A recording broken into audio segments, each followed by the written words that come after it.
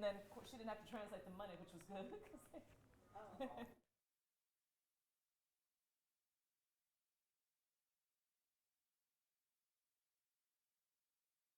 Yeah, you know, the nephew.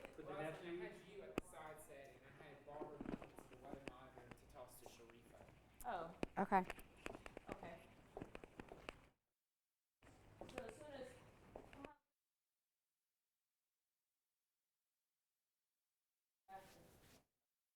It's before, so you'll be back at the desk in time. I just have to move. Mic check 1 2 3. We have to Mic move check these 1 2 boxes. 3 1 2 That's 3 the 1 whole 2 3. issue, these boxes. There's going to be time all. Like you and Jason, I can move over there.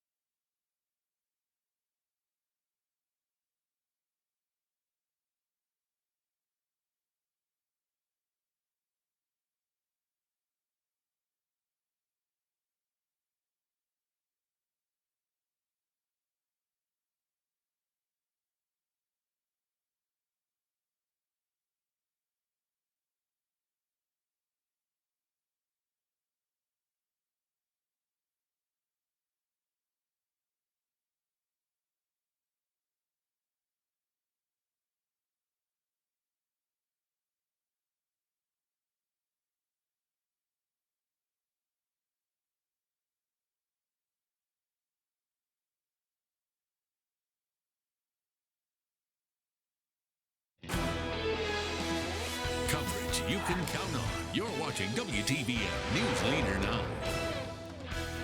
Sponsored by Montblick and Associates, Columbus Injury Attorneys. It all ended, as you see in this video, with the police over the intercom saying, "Come out with your hands up." How this chase from Ladonia into Columbus unfolded ahead. And the decision on whether to make Columbus a smoke-free city will be held tonight. Learn more about the proposed ordinance straight ahead. Plus, Rose Hill Alternative School in Columbus is about to undergo a major transformation. What the building will become following a deal just reached. And we're watching some rain on the radar network across the valley. The big question is, how long will it stick around? We'll have your forecast coming up.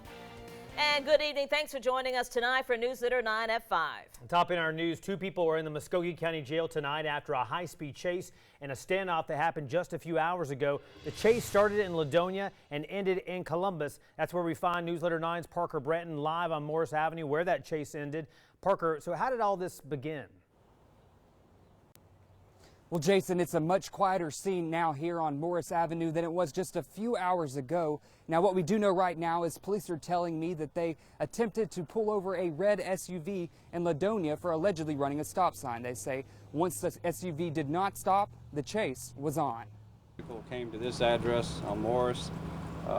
Driver jumped out and ran into the house, and our SRT team was deployed. Police say this high-speed chase, reaching speeds over 100 miles per hour, started in Russell County and crossed over state lines to Morris Avenue here in Columbus. After almost an hour-long standoff, the driver of the red SUV surrenders himself to police. We've got 2 subjects in custody this time. One is John Colburn and a female, Terry Simmons. Both subjects are going to be charged with possession of methamphetamine, violation of Georgia Controlled Substance Act 4, and also for possession of drug-related objects. Officials aren't sure if the drugs were inside the car when the traffic stop began. Products that were discovered in the house, in a box. Both Muskogee County and Russell County officials say they are glad no bystanders were injured during and after the pursuit.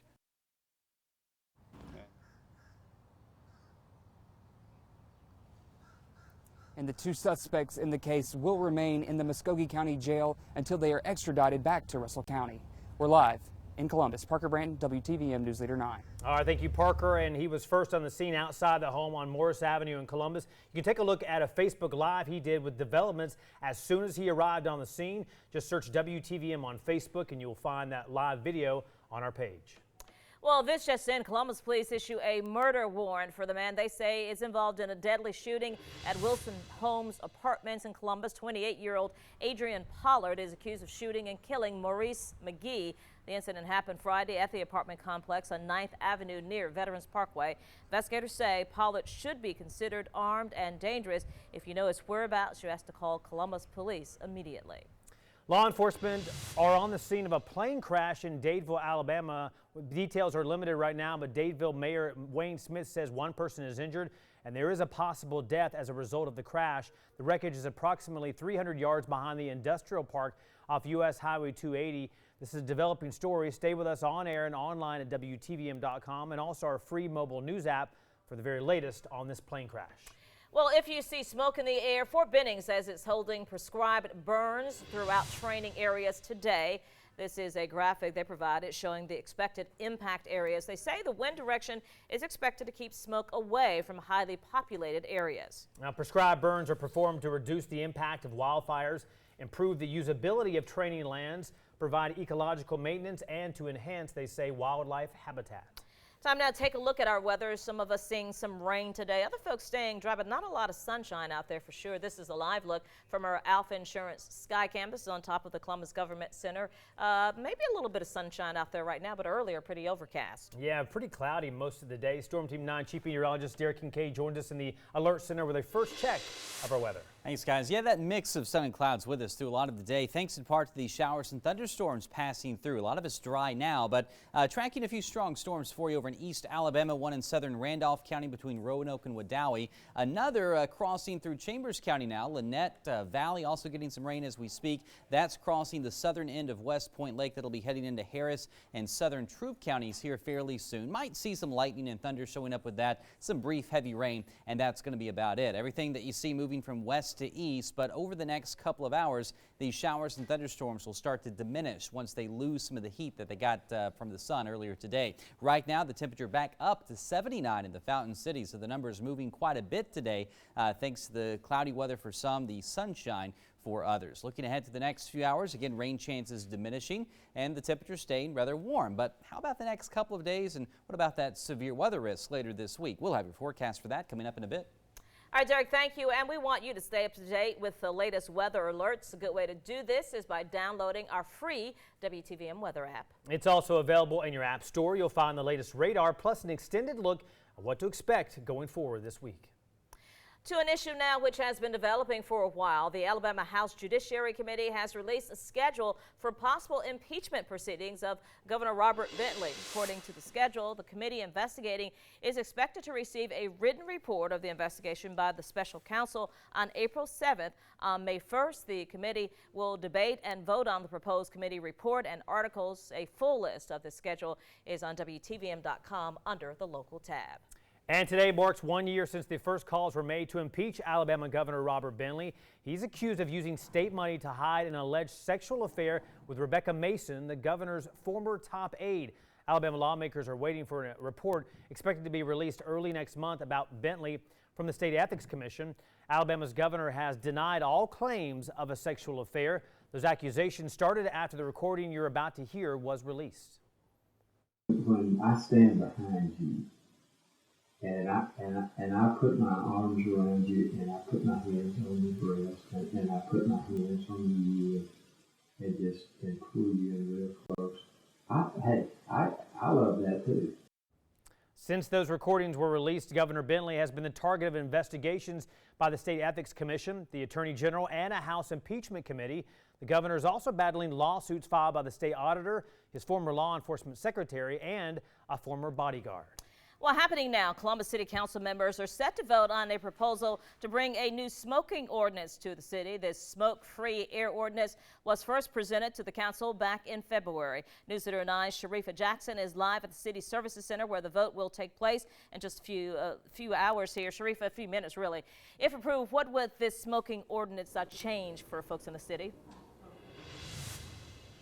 Well, Barbara, if this smoking ordinance is approved, it will prevent and prohibit smoking in all workplace and also public places in Columbus. Now, this has been a huge talker since it was first presented last month. Now, the organization called Breathe Easy is responsible for drafting the new ordinance. Now, they say they want patrons and workers to enjoy working, eating, and getting entertained in a smoke-free environment. Now, it has been received, but not without a lot of criticism from people throughout the community. Now, the decision on whether Columbus will be a smoke-free city will be made at 5:30 when the meeting begins. Of course, I'll have what was decided tonight on the news at 11. Reporting in Columbus, Sharifa Jackson for News Leader 9. All right, Sharifa, thank you. And the council is expected to tackle a number of other issues tonight as well. They include a vote on a $25,000 settlement for a man involved in a 2015 car accident with a Columbus police officer, an ordinance revising the promotional procedures and promotion eligibility for the Columbus Department of Fire and Emergency Medical Services will also be voted on as well. The old Rose Hill Alternative School building in Columbus will soon undergo a transformation. This comes after the Muskogee County School Board signed off on a deal to sell that property. News Center 9's Rosalind Giles joins us now with more on big changes the new owner has in store for the property. So what's planned, Rosalind? Well, Barbara and Jason, this Rose Hill Center, a historic piece of property built 100 years ago as an elementary school, has been vacant for some time now since it closed as an alternative school several years ago. But that's all about to change. Last night, the Muskogee County School Board voted to sell the property located on 21st Street in Columbus to a buyer called the Rose Hill Development. We do know the buyer is a Chicago-based company known as Celadon Holdings, LLC. The price tag for the property, $535,000. The plan is to turn the building into apartments. What type of apartments is still unclear right now. We have reached out to the new owners to get details about the property. We are still waiting to hear back from them. We will continue to follow this story on air and online at WTVM.com with updates as they become available. Back to you. All right, Rosalind, thank you. And the school board also tackling two other issues yesterday. A vote to hand over alternative education programs to Camelot Services was postponed until April 10th. The decision to hire an outside company came after a lawsuit was filed by a Columbus family. They claim their son had his leg amputated after being body slammed by a behavioral specialist at that school. Also discussed acceptance letters being given out for the new Columbus Fine Arts School. 500 students expected to attend this upcoming school year. A warning to tell you about tonight. For the first time, a case of bird flu has been discovered in Georgia. The Atlanta Business Chronicle says the virus was noticed during a routine screening. The Georgia Department of Agriculture found the case in a flock of chickens at a commercial breeding operation northwest of Rome. Chickens were destroyed. This comes as cases were recently confirmed in several states, including in Alabama. And happening now, doctors say people across Georgia continue to suffer from those high pollen levels. The Allergy and Asthma Clinic says levels of tree and grass pollen are up because of the variation of temperatures. Doctors say pollen counts are typically highest in the morning, so it's recommended to wait until midday for those outside activities. And your forecast here for the next few days calling for some stormy weather. We'll, of course, have an update on that. Also, we'll bring you that pollen count as we get you set for the next couple of days. And the White House making sweeping changes to climate change policy today. More on what an executive order does to Obama-era policies. And you may be walking around with diabetes and be completely unaware. Ahead, details on an event taking place today to help fix that problem.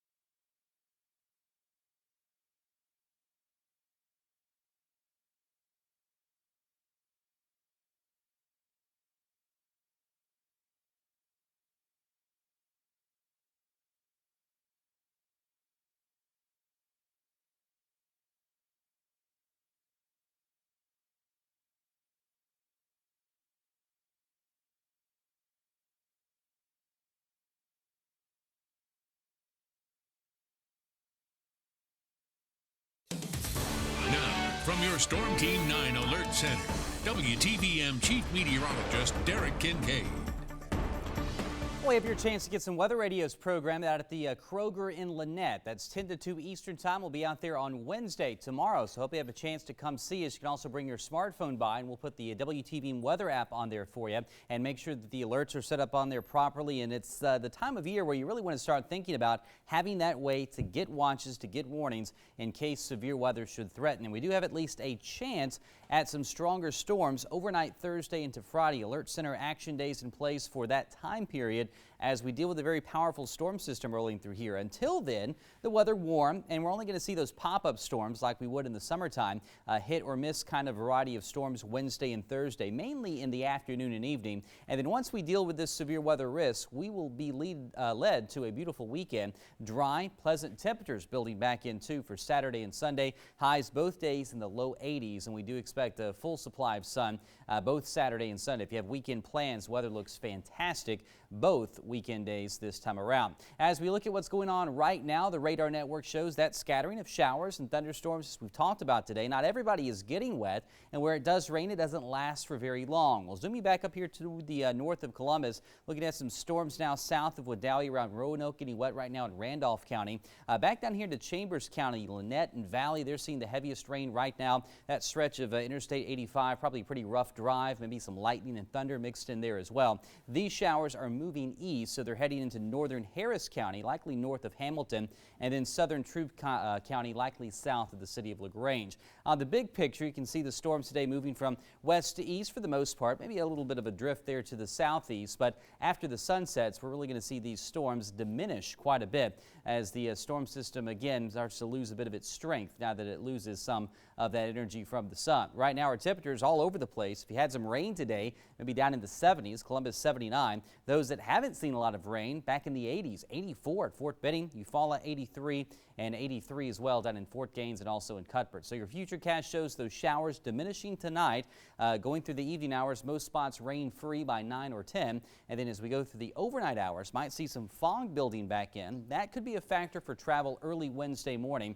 By the afternoon, you see that shower and thunderstorm activity popping back up. Not everybody is going to see that. The better chance that you'll have will be across some of our Georgia counties, north and east of the city of Columbus. Then going into Thursday, more of the same. In fact, I think Thursday we might see more in the way of sunshine, but we'll be watching that storm system off to the west throughout the day on Thursday, and that's where they're going to see the highest severe weather chances Thursday. Cities like Jackson and Memphis up around Interstate 55 through Mississippi, but as that system heads our way, the storms move back to the east, and of course the severe weather chances will be with us as well. We'll keep you posted on that. Tonight, looking at lows back down in the 50s and low 60s. Going to be another mild night ahead for us. Might see that patchy fog building back in as well for early tomorrow morning, as we've mentioned. And then for tomorrow afternoon, highs back up there in the low and mid 80s. It's going to be another very nice day with only a small chance, about a 20% coverage of those showers and storms. And there's your alert day heading into Friday as we deal with that strong storm threat. Then next week, a couple of more storm chances Monday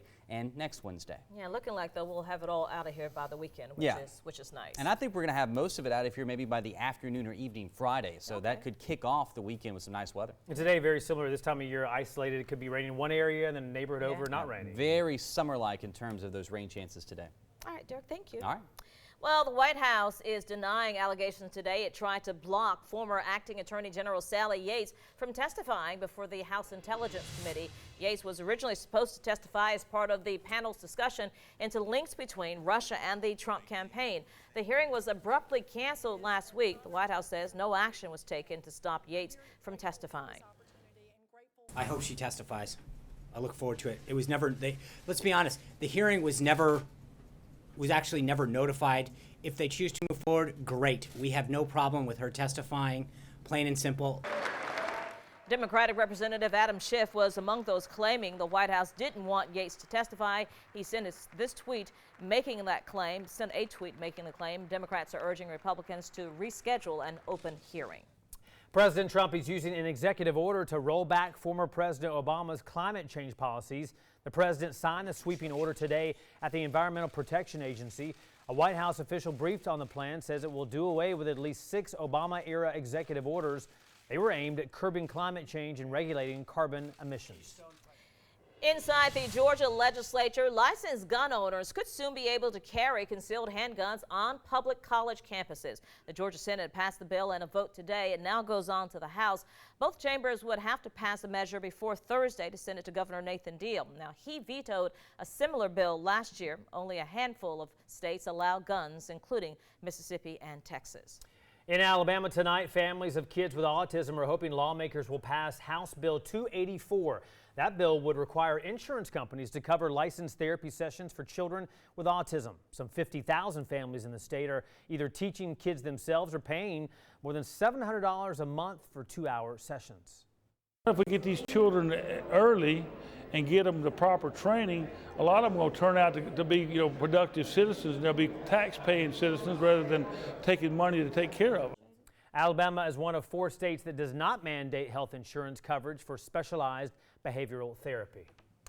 Well, one store soon to open, bringing back your love of Legos in a big way. Where the store will be located and what they have to offer is straight ahead.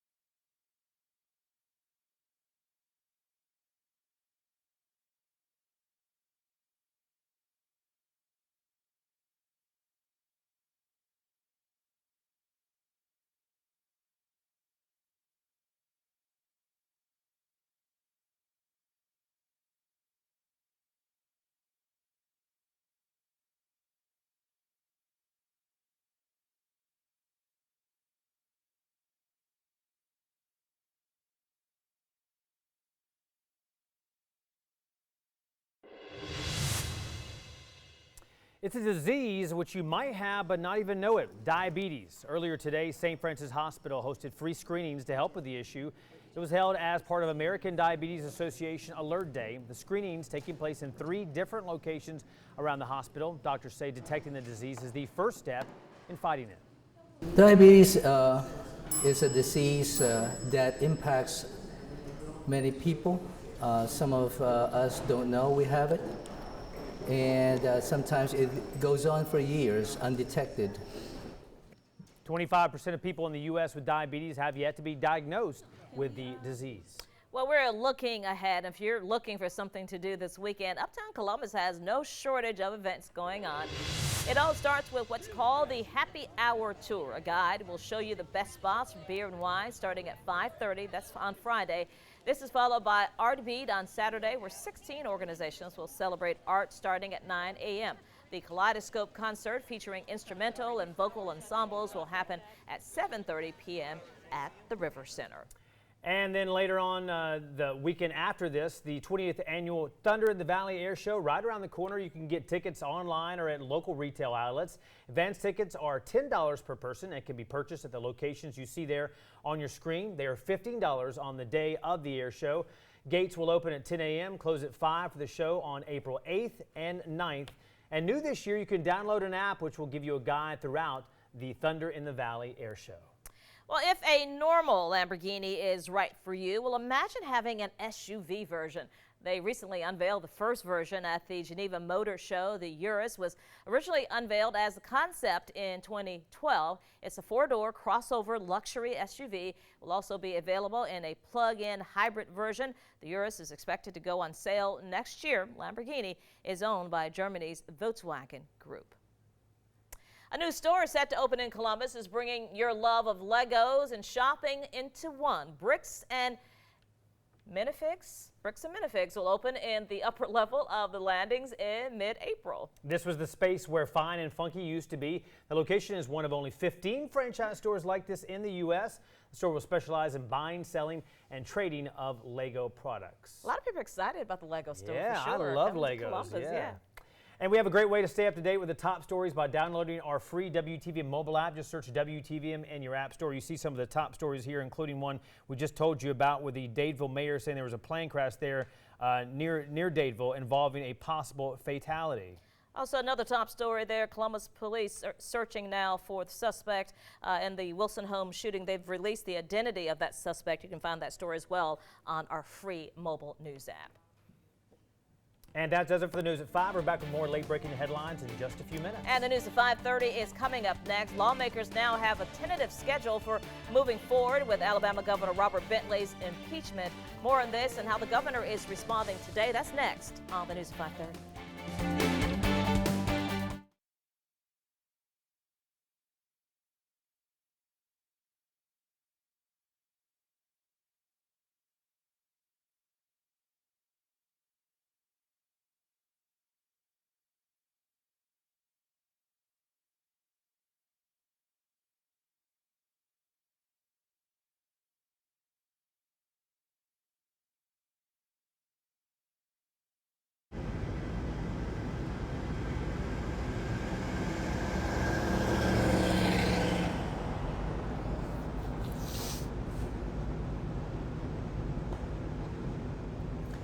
Mic check, Tim. 1, 2, 3, 4, 5, 6, 7, 8, 9, 10.